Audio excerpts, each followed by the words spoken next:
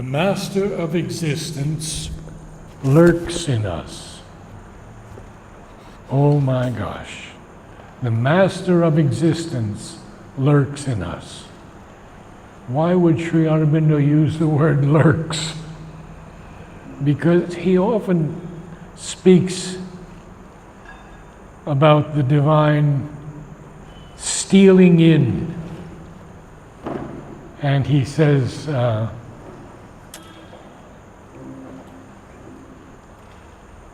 as a thief's in the night shall be the covert tread of one who steps unseen into his house. So you see, now he says, he lurks in us. On which page number are you? Pardon? Page number. Yes, page number 66. Beginning with the Master of Existence lurks in us. 726. So the Master of Existence is the divine. He's the Lord. He's the transcendent.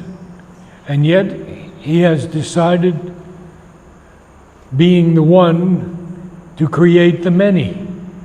And that's the billions of people we have on this earth. And why has he done that? To explore the billions of aspects of himself. It's his game. It's his Leela. It's so wonderful. So let's read the first two lines again, or three.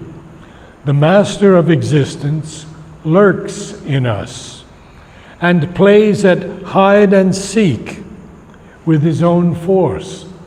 We all know that game of hide and seek, where one child has to run someplace and hide and the other one has to find him. And that's exactly what is occurring in our life. We have taken birth into the ignorance, into the lowest consciousness, body, life, and mind. And from that we have to rise into the spiritual ranges of consciousness, which are the higher mind, the illumined mind, the intuitive mind, the overmind, and the supermind. So the divine is playing with his own game with us. Sometimes we're pawns, sometimes we're puppets. But the third line, in nature's instrument loiters secret God. Another unusual word. Why does the divine loiter? When you loiter, you fool around someplace. You're not doing anything. You see, Sri Aurobindo's humor is so magnificent. So we have three lines here with so much in them. The Master of Existence, of all existence. What is this existence? It's not just on earth. It can be in other worlds. It can be in the whole cosmos. And science is beginning to learn this. It seems that ChatGPT now has overdone the Webb telescope. Quite an interesting article I read today. So science has now accepted that there is a consciousness that has created this earth. It's no more by chance. No scientist will accept that it's by chance. So, we go through those lines again. The Master of Existence. He's speaking of the existence here on this earth.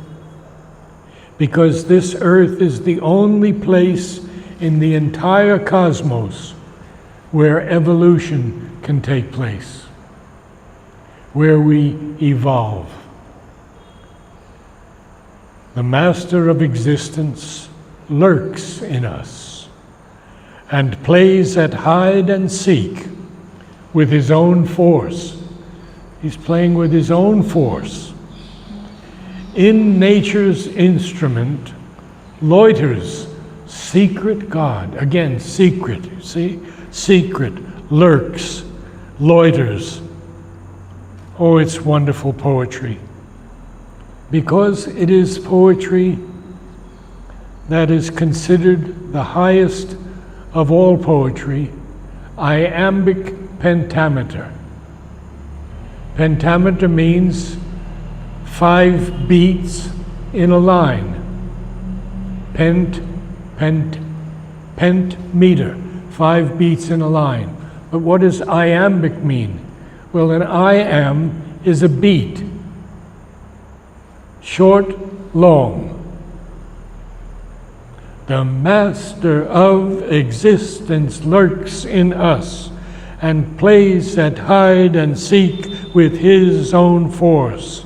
In nature's instrument loiters secret God. Of course, Sri Aurobindo makes hundreds and hundreds of, turns of phrase, like an anapest, which is 3 beats in one. So now we have to go on. And I've taken almost 10 minutes on 3 lines. The master of existence lurks in us and plays at hide and seek with his own force. In nature's instrument loiters secret God. And now I have to stop again, because nature is capitalized. Why does Sri Aurobindo capitalize words? Well, he tells us because that is the essence of the word. Now, what is nature? Nature is the Divine Mother who in her perfection accepts to descend and limit herself and become a human being. Mother took a human body. And so nature is the Divine Mother who is no longer perfect. She has to become perfect. So what does she do? Well, she creates and she destroys. Because each time she destroys, she's creating something better. And so the world begins to evolve. And now we'll get into the next lines. The immanent lives in man as in his house. Oh, so that means the divine is in each of us. The immanent is the divine. Sri Aurobindo uses dozens of words to tell us about the divine. Here it's the master of existence, and here it's the immanent, and here it's the eternal or the immortal.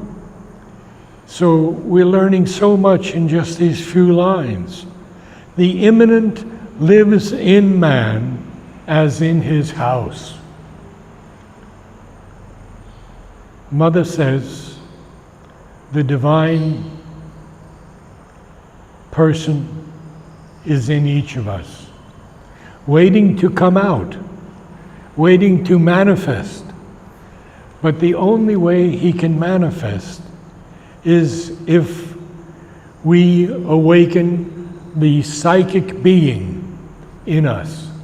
And the psychic being is a phrase coined by Sri Aurobindo. And it's the being that lives birth after birth after birth and grows within us, enriches us. Now, it's not the soul. The soul is up here, and the soul is always perfect, and it's always each of our souls. But the psychic being is the part that grows, and that is what we have to bring out to begin to realize the divine. The immanent lives in man as in his house. He has made the universe his pastimes field. The whole universe is his pastimes field. What else is it? A vast gymnasium of his works of might. So this universe, not just this earth, the entire universe is his pastimes field. Again, Sri Aurobindo's humor. All-knowing, he accepts our darkened state. Divine, wears shapes of animal or man. Now, why does he say that? Well, if the divine is truly divine, he is everywhere. He is in everything. He's in the mud. He's in the water. He's in the air. He's in the ether. He's in the plant and the animal. All-knowing, he accepts our darkened state. Divine, wears shapes of animal or man. Eternal, he assents to fate and time. Now, fate is an interesting word because it has a very different meaning in the West from the meaning in India. In India, fate is karma. Clear. It's karma that can be and is worked out in us from life to life. And a young lady asked me today, do you believe in reincarnation? Well, we've been here probably tens of times already, tens of births, to be here at this unique moment in the history of the earth, when Sri Aurobindo and Mother have brought down the supramental force. We should be so grateful to be here. Mother says we can't even breathe without breathing the supramental power and force, and allowing it to work on us, to transform us. Eternal, he assents to fate and time. Immortal, dallies with mortality. Here we have another word, dallies, plays around with mortality. He's perfect. Why does he have to suffer and have pain and everything? We're going to find out about that.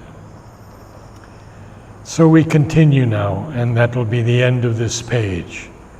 The all-conscious ventured into ignorance. There was no ignorance in the divine nature. There is no ignorance in the transcendence. Ignorance only appeared when form appeared, and man appeared in form. Now, this form is tentative. It's transient. We know we're going to live perhaps so many years. If we're lucky, we live to 100 or 120. So we have to get out of the ignorance. And again, the ignorance is body, life, and mind. The all-conscious ventured into ignorance. The all-blissful, this is the divine again, another synonym for the divine, the all-blissful, bore to be insensible. Well, if everything were perfect, why would there be evolution? There is only evolution because in this Leela of the divine, we begin to evolve into higher and higher beings, more conscious. Full stop. The all-blissful bore to be insensible. Incarnate in a world of strife and pain, he puts on joy and sorrow like a robe, and drinks experience like a strengthening wine. Wow. So, the Lord can put on joy or sorrow just like a robe, and he can take it off. And drinks experience, the experiences of all these billion now bodies on this earth, who each have their own path to the divine. And this is the uniqueness of the integral yoga. We have no dogma, we have no rituals, we have no mantras that we have to say. Each of us has our own possibility of contact with the divine presence.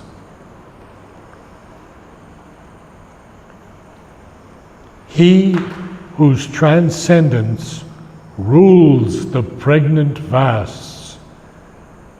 Why are the vasts pregnant? Well, because things are being born at every moment in this universe. New forms. In my own experience, I see it happening with the flowers. There are flowers we've never seen before. There are hybrids, unique cultivars. There are flowers that bloom now 12 months of the year that used to bloom 3 or 4 months a year, such as the transformation flower. So, he whose transcendence rules the pregnant vasts, prescient, fully aware, now dwells in our subliminal depths. And one day we'll get into the definitions of all of these terms: subliminal, subconscient, superconscient. But for today, this passage is so beautiful, I just want to share it with you.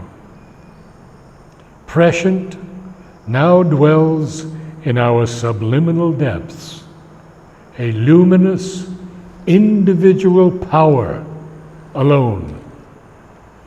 He capitalizes power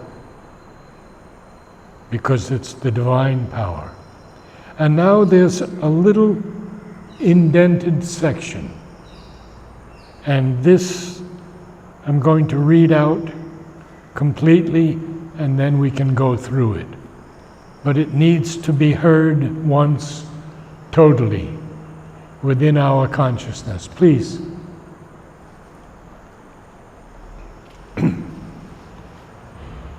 The Absolute, the Perfect, the Alone, has called out of the silence his mute force, where she lay in the featureless and formless hush, guarding from time by her immobile sleep the ineffable puissance of his solitude. The Absolute, the Perfect, the Alone, has entered with his silence into space.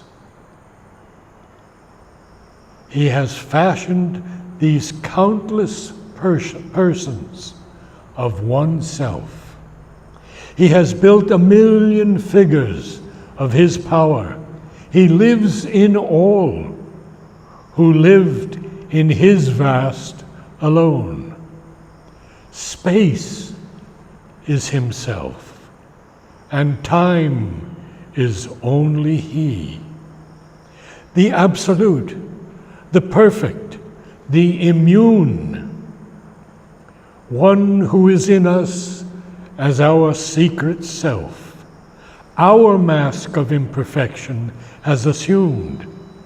He has made this tenement of flesh his own. His image in the human measure cast, that to his divine measure we might rise. Then, in a figure of divinity, the Maker shall recast us and impose a plan of Godhead on the mortal's mold, lifting our finite minds to his infinite, touching the moment with eternity. This transfiguration is earth's due to heaven. A mutual debt binds man to the Supreme. His nature we must put on as he put ours. We are sons of God and must be even as he. His human portion we must grow divine. Our life is a paradox with God for key. Thus ends this magnificent passage. So let's go through it carefully and deeply. First of all, we see that there are 3 lines about the absolute. The first line, the absolute, the perfect, the alone. The next line with that, the absolute, the perfect, the alone. Same line twice. And then the absolute, the perfect, the immune. Yes, the divine is the absolute.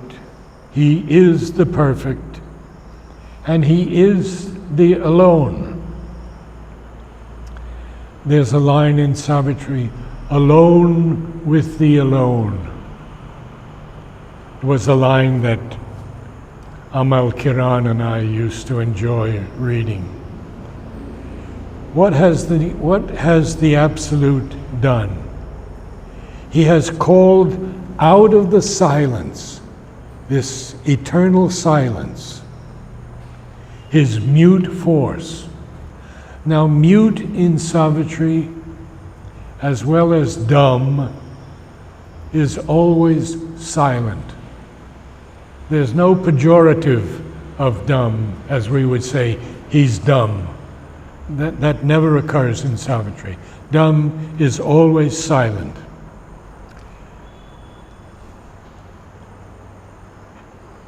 Has called out of the silence his mute force, the force of the divine. Nothing can contend with. It is immutable and perfect and eternal. Where did this mute force lay?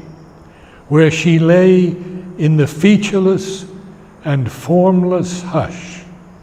This is in the vastness. Guarding from time by her immobile sleep the ineffable puissance of his solitude.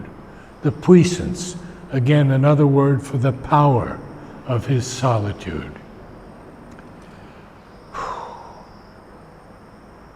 The absolute, the perfect, the alone, has entered with his silence into space.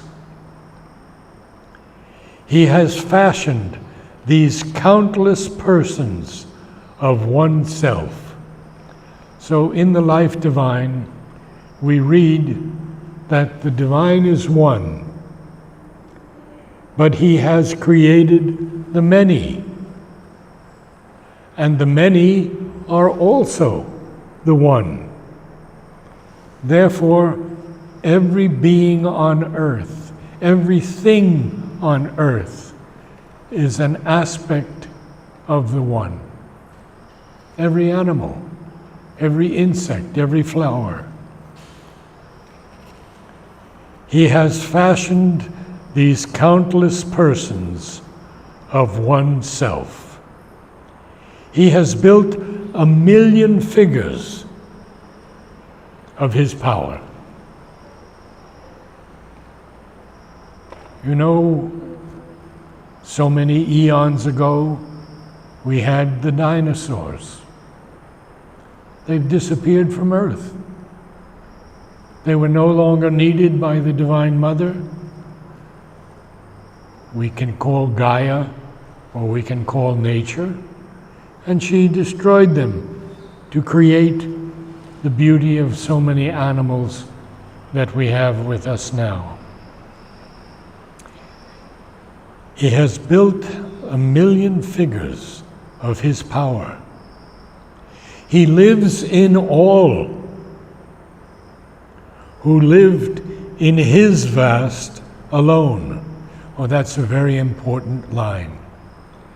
Because once we were totally one with the divine, the eternal. And, you know, in the religions of the West, one can become a son of the divine or close to the divine, but never the divine. But Sri Aurobindo says we are already the divine. So he has built 1,000,000 figures of his power.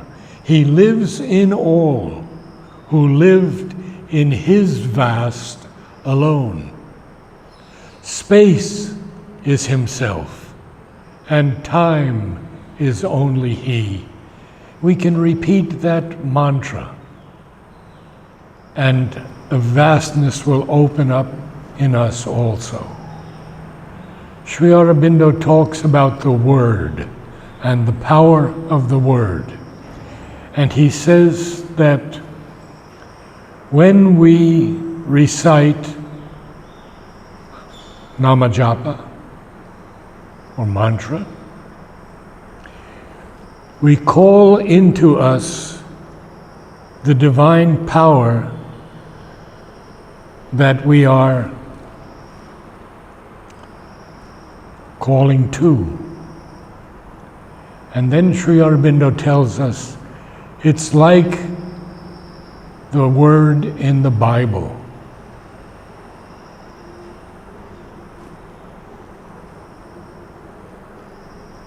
God said there was light, and there was light.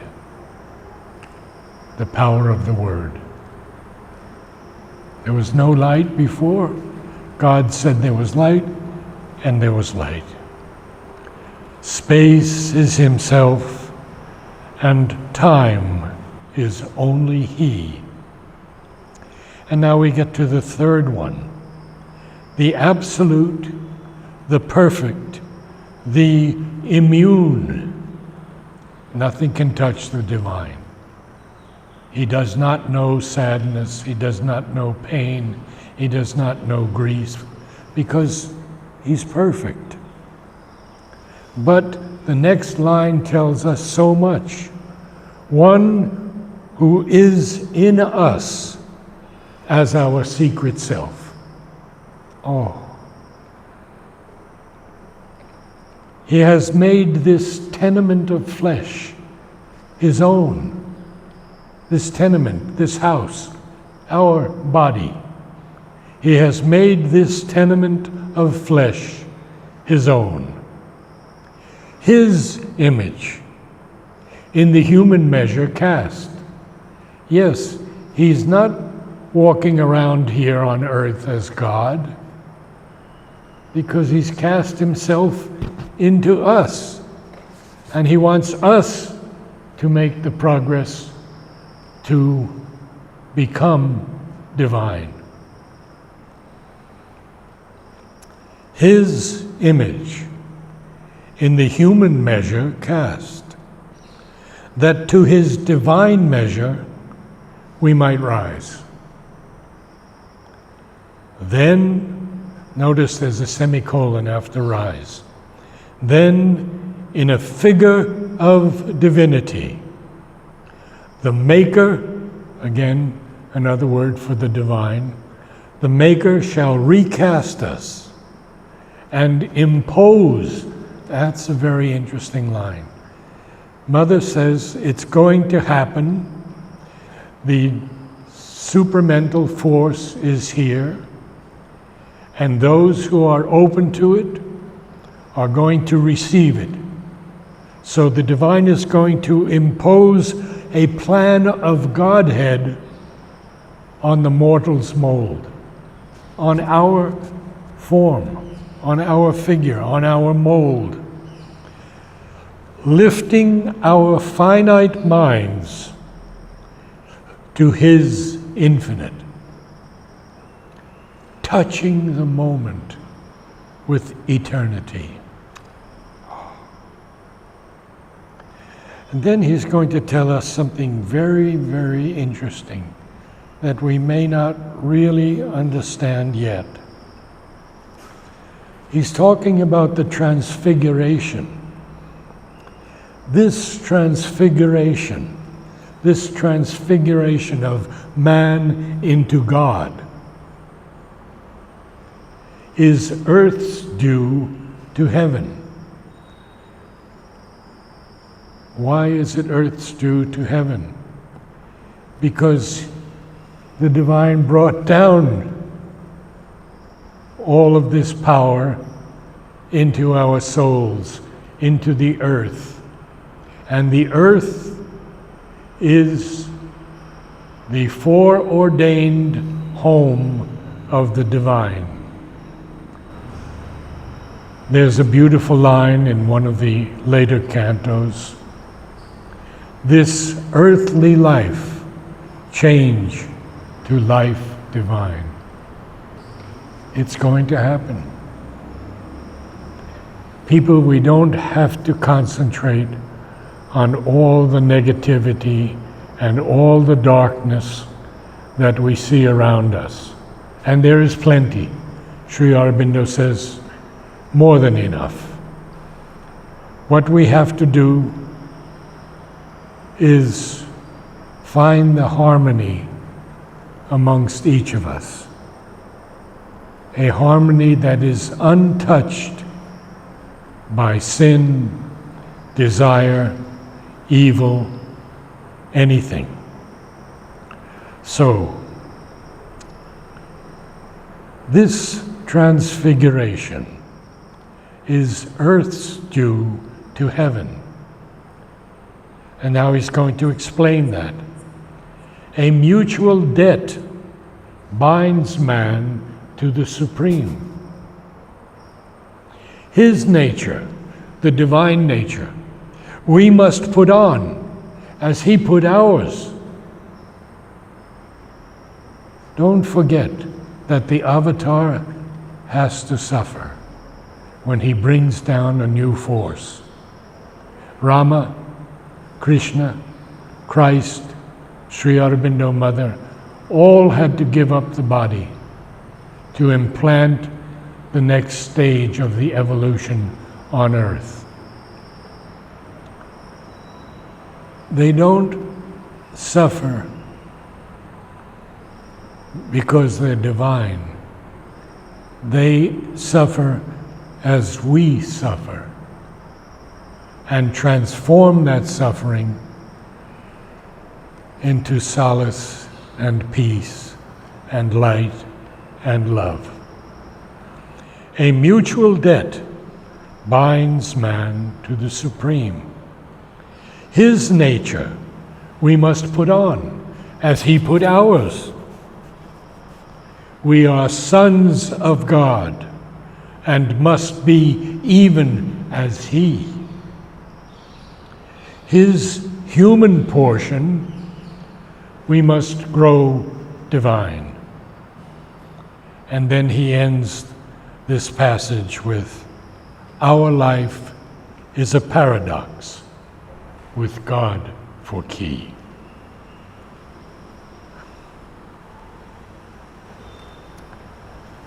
We still have about 7 minutes. I can read a little more.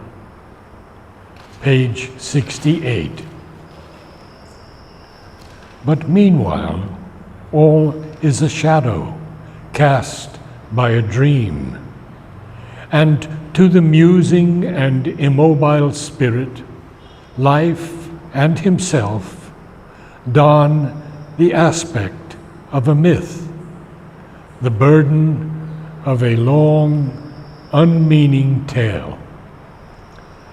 Okay, so it seems to us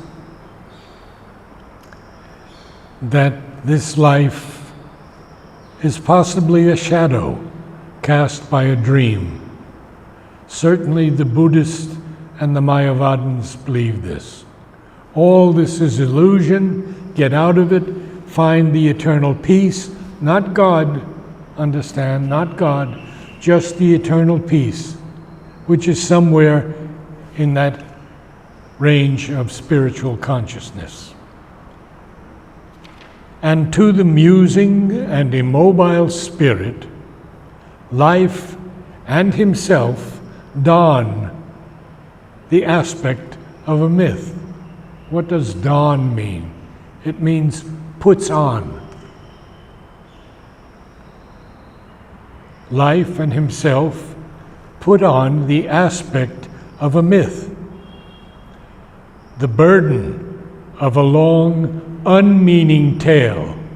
Well, look back just 40, 50 years in the world and you will see the nihilists, the literary people who felt that this earth was just a trial that we have to get out of, that it's a meaningless ritual. But Sri Aurobindo says, if it's a meaningless ritual, why did we come down and have to go back up again? It makes no sense. And the difference in the integral yoga is because Sri Aurobindo and Mother put such importance on the earth and our evolution on the earth. Without the earth, all is Mayavada, Buddhism. So we have a purpose here, and we'll see now, for the key is hid, and by the inconscient kept. The secret God beneath the threshold dwells. So, we know what a threshold is, and God is dwelling now in that, beneath that threshold. We have to bring him up within ourselves. Feel the divine presence in the heart. That's one of the easiest ways for us. Another way, of course, Sri Aurobindo tells us, is concentrate just above the head and let the presence come down into the head. Mother says it may be a little easier to invoke the presence in the heart. The secret God beneath the threshold dwells. I'll read a few more lines and then we'll break, and at 5:30 we have the Om choir. in a body obscuring the immortal spirit. Of course, this body obscures the immortal spirit, but we have seen bodies that did not. Ramakrishna, certainly. Ramana Maharshi, Sri Aurobindo, Mother. When Kapali Shastri first saw Sri Aurobindo was very dark, very dark. When he next saw him, Sri Aurobindo had a golden hue in his entire body. When Purani met Sri Aurobindo after being away for a while, he said, "What has happened to you?" And Sri Aurobindo, looking at his beard, said, "What has happened to you?" And that's all he would say. All right, so, well, okay, a few more lines, and if we have any questions, I'll be happy to answer them if I can. In a body obscuring the immortal spirit, a nameless resident, again, resident here is Palang. Resident here means the divine presence, vesting unseen powers with matter shapes and motives beyond thought, and the hazard of an unguessed consequence, an omnipotent, indiscernible influence, he sits, the divine sits, unfelt by the form in which he lives. And I think we could all say that about ourselves. Most of the time we don't feel him. He sits unfelt by the form in which he lives. And thank God for grace, sometimes we can feel him. And veils his knowledge by the groping mind. You see, this physical mind is always groping, searching. For centuries, it felt that only the real could be what we could smell, taste, hear, sense, whatever. All those 5 aspects, senses. So science was attached to sense experience for many centuries. It's all changed now. Everything has changed. With the acceptance of the Creator as a consciousness that has created this earth and all the worlds, the next step for science will be to recognize that it is the divine. Namaste.